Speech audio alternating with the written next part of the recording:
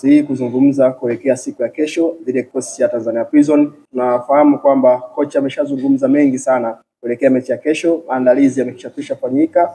Tunachosubiri tu kwamba kesho tuamke salama ili tuweze kucheza mechi dhidi ya Tanzania Prison. Ratiba ni ngumu sana kwetu kwa sababu unatoka Dodoma, unatoka Mbeya unaenda Dodoma, unatoka Dodoma unakuja Mbeya, then siku moja siku ya pili unacheza mechi. Kwa hiyo ratiba ni ngumu sana, lakini hatupasa kutokata tamaa. Na niwaambie mashabiki wa klabu ya Ken Gold kwamba timu yao wasikatie tamaa, waendelee kuisupport, waendelee kuiombea, na bado michezo mitano imesalia. Kwa hiyo lazima tupigane kwa jasho na damu kuhakikisha kwamba timu inakwenda kusalia. Kimahesabu bado tunaweza tukasalia kwenye ligi kwa kucheza playoff, lakini bila playoff tunaweza kusalia kwenye ligi kwa sababu michezo mitano alama 15, ukiongeza zile 16 tulizokuwa nazo basi tunaweza kubakia kwenye ligi. Kwa hiyo sio muda wa kurudi nyuma, ni muda wa kushikamana kwa wana Ken Gold wote, ni muda wa kuombeana kwa wana Ken Gold wote, ni muda wa kupambana kwa jasho na damu kuhakikisha kwamba tunakwenda kufanya vizuri kwenye mchezo siku ya kesho. Na viingilio kama kawaida, VIP ni shilingi 5,000 na mzunguko shilingi 2,000 kwa sababu hii ni dabi, na dabi ya Mbeya ya ligi kuu ni hii. Hakuna timu zingine za ligi kuu ambazo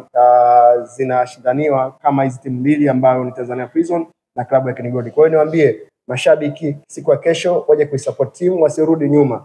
Bado ligi ni mbichi, kuna nafasi ya kusalia kwenye ligi kwa namna yoyote ile. Kwa hiyo lazima tushikamane, lazima tuombeane, na lazima tuwe pamoja kuhakikisha kwamba timu inasalia kwenye ligi.